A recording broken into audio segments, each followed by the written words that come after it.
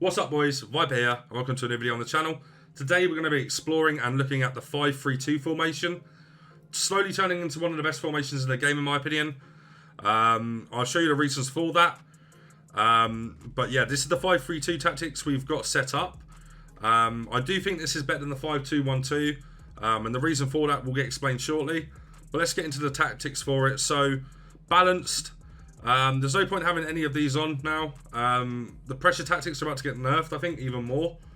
And drop back just isn't really that good. A lot of not very confident players will put this on just to hope that they can get, counter attacks better. If you're not very confident, just take this off and put it on balanced. I promise you, if you can learn to come out of drop back, you will become a better player. Drop back just isn't very effective this year. If you're going to get hit on the break, you're going to get hit on the break. Simple as. So that's why we're balanced there. For the width, we just have this on balanced because obviously the wing backs are really important. We need to get them involved in the play quite a lot. So we need a bit of width to allow that to happen. High depth. This is a really important one for me. I think at the very least, everybody should be playing on 5 depth. The reason for this is because of counter attacks again, essentially. If you're going to get hit on the break, you're going to get hit on the break regardless, So, in my opinion, the way to somewhat counteract this is to try and win the ball high up the pitch. And that's why my depth is on 7, to try and win the ball higher up the park. Might not work for everybody. I'd recommend you give it a go on a bit higher depth, though.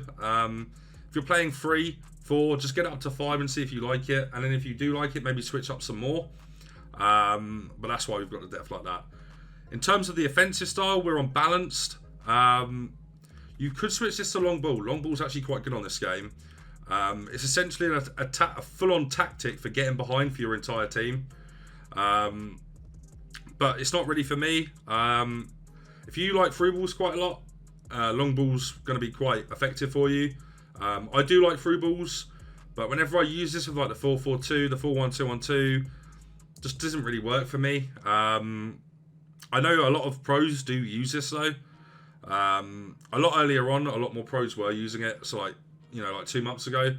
It's starting to fade out a little bit, but it still is useful. So maybe give that a try. I'm going to stick on balance though. Width for the offensive, we've got that quite high as well. And the reason for this is because we want our outside centre mids to create a bit of width themselves. Obviously to support the wing backs.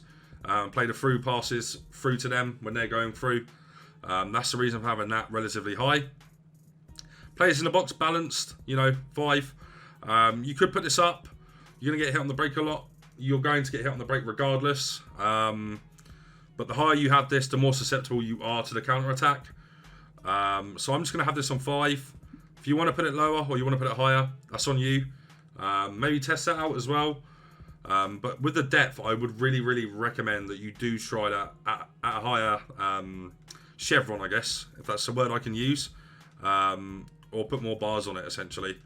Because I really do think this will make you a better player, this will make you more confident.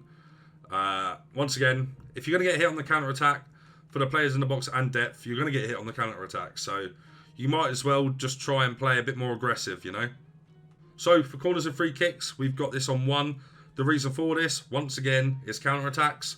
You get hit on the break so much in this game that you just don't want to risk it. And that's why that is on 1 and 1. So then now let's move into the instructions. And the instructions are a bit weird on this one for me. So we've got stay central on both the strikers. Nothing else. Getting behind, you can just do that with long ball. If you put these on getting behind as well as long ball, it just is the same thing. There's not much really to it, so I just keep them on stay central because we don't really want them drifting wide at all, do we? We've got other options for people going wide, so we don't really need them to do it. In terms of the 2 outside centre mids, we've got both of these on get forward, so you can essentially say you've got 4 attackers still, which I think is really important. Obviously, they're so quick that they are able to defend as well. I don't know if you remember Nepenthes back in the day, he used to use like Bale and Diego Costa at centre mid and CDM. Back then, it got frowned upon. I guarantee you in this game, it is genuinely the way to go. It is really good. Really good. And we've got them on cover wing as well. And the reason for that is because our fullbacks are going to bomb, and I'll show you that in a second. But the reason the centre mids are so good in this formation, all right, is because you've got 3, and that means you can create an overload against a 4-4-2, which seems to be the formation that everybody is rocking now. So you've got a man up essentially in midfield, which is quite important for me. I think that's why this formation is getting looked at quite a lot now.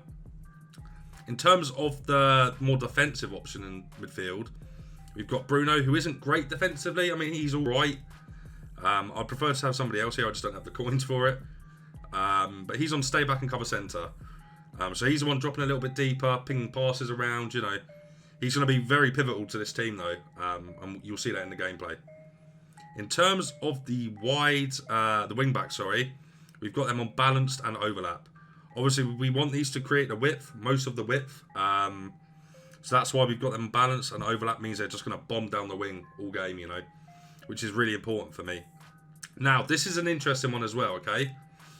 You don't have to do this. But if you have one midfielder who you're dropping into centre-back, who is more of a midfielder, you can put him on join the attack as the middle centre-back. So he kind of, you know, pushes up a little bit. So he can like kind of provide the passes to the wing-backs as well. You don't have to do this.